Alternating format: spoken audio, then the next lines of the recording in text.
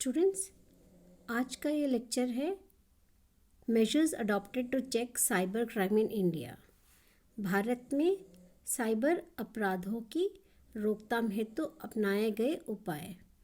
ये पार्ट 2 है। पार्ट 1 में अपन ने पढ़ा है साइबर क्राइम किसे कहते हैं अपन, और इसके रोकथाम के लिए क्या कानून बना है और किस प्रकार के अपराध साइबर क्राइम के अंतर्गत आते हैं, जो इलेक्ट्रॉनिक मीडिया से या कंप्यूटर से अपराध किया जाता है, जिसके अपराधी का अपने को पता नहीं चलता है।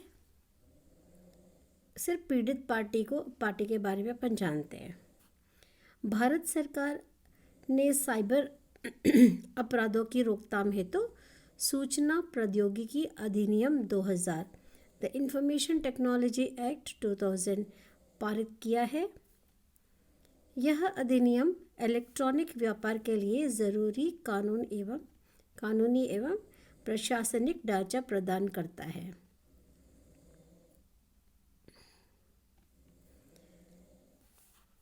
पहले यह अधिनियम 16 दिसंबर 1999 को लोकसभा में पेश किया गया था, परंतु इस पर कोई निर्णय नहीं हो पाया। 16 मई 2000 को पुनः कुछ संशोधन के साथ, अमेंडमेंट्स के साथ लोकसभा में पेश होने पर पारित कर दिया गया। राज्यसभा में 17 मई 2000 को इस अधिनियम को अपनी स्वीकृति प्रदान की है तथा राष्ट्रपति द्वारा 9 जून 2000 को हस्ताक्षर किए जाने के साथ ही यह अधिनियम भारत में लागू हो गया।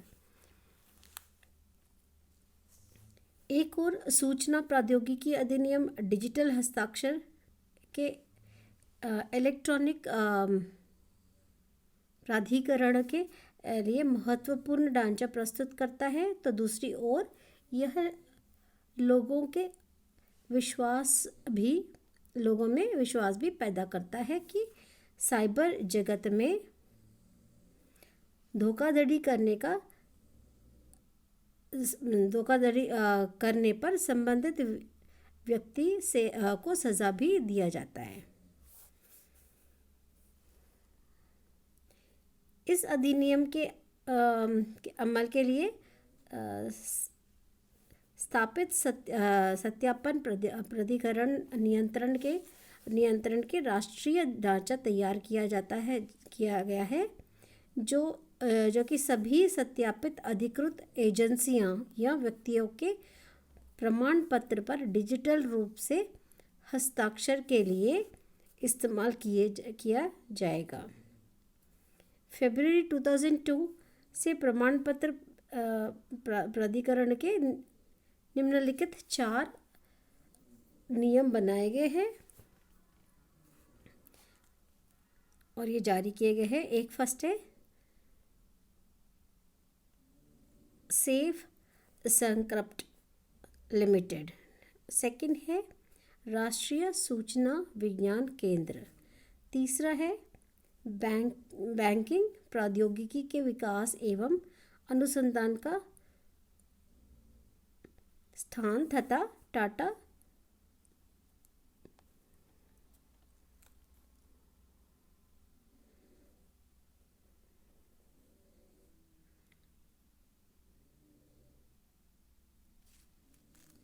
Consultancy services. नेक्स्ट अपन देखते हैं उपर्युक्त सारे अधिनियम के अंतर्गत दिल्ली और बेंगलोर में भारतीय कंप्यूटर आपातकालीन बचाव दल का गठन लगाया गया है, ताकि भारत की सूचना प्रौद्योगिकी संपत्तियों का सूचना और पर्याप्त बचाव हो सके। सूचनाओं का पर्याप्त बचाव हो सकते। सूचना प्रौद्योगिकी अधिनियम 2000 के बारे में अपन और भी डिटेल में पढ़ेंगे। यह अधिनियम पारित होने के साथ डिजिटल हस्ताक्षरों को कानूनी मान्यता मिल गई है तथा सरकारी प्रलेखों में सरकारी अभिकरण इसका प्रयोग कर सकते हैं। इस अधिनियम के अंतर्गत साइबर अपराध से पीड़ित पक्ष द्वारा अपनी शिकायत दर्ज करने हेतु केंद्रीय सरकार ने साइबर अपील ट्रिब्यूनल की स्थापना भी की है। इस ट्रिब्यूनल में केवल एकमात्र अध्यक्ष ही होगा जिसकी नियुक्ति केंद्रीय सरकार करेगी। इस नियुक्ति हेतु व्यक्ति का हाईकोर्ट के वर्तमान या भूतपूर्व न्यायाधीश होना अथवा भारतीय कानूनी सेवा का सदस्य होना या पिछले 3 वर्षों से प्रथम श्रेणी की सेवा में नियुक्ति होना अनिवार्य है। अध्यक्ष का कार्यकालीन 5 वर्ष अथवा 65 वर्ष की आयु तक, जो भी पहले है वह उस आयु तक वो उस पद पर रह सकता है। सूचना प्रौद्योगिकी अधिनियम 2000 के अंतर्गत पुलिस विभाग के अधिकारियों को भी इस प्रकार के अपराध में लिप्त व्यक्तियों को बिना सम्मान के गिरफ्तार करने के अधिकार प्रदान किया गया है।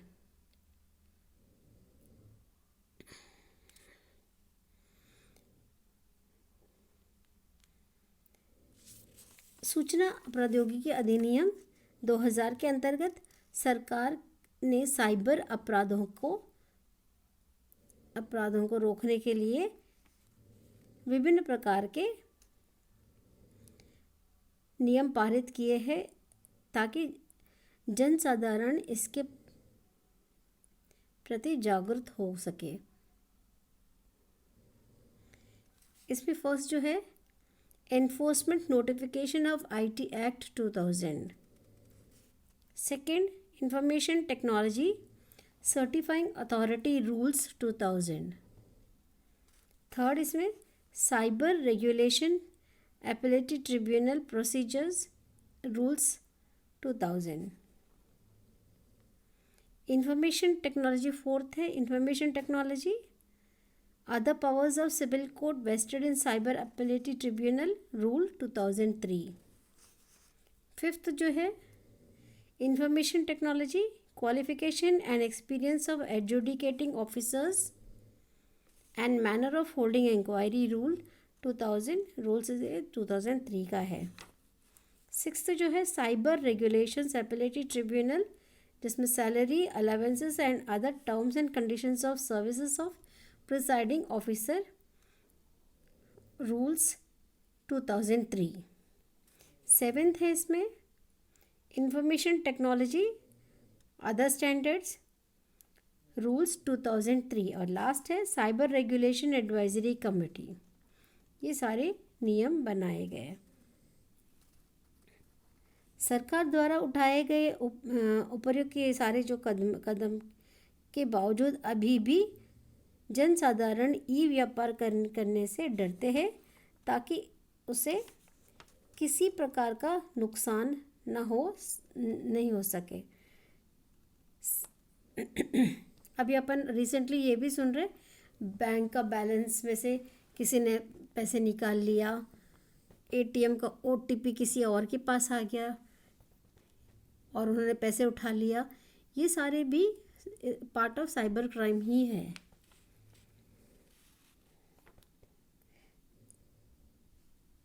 सरकार जनसाधारण में अभी तक इसके लिए ज़रूरी विश्वास पैदा नहीं कर पाया है। साथ ही साइबर अपराधों को रोकने हेतु सरकारी प्रयास अपर्याप्त ही नहीं अपितु निराशाजनक भी है। सरकार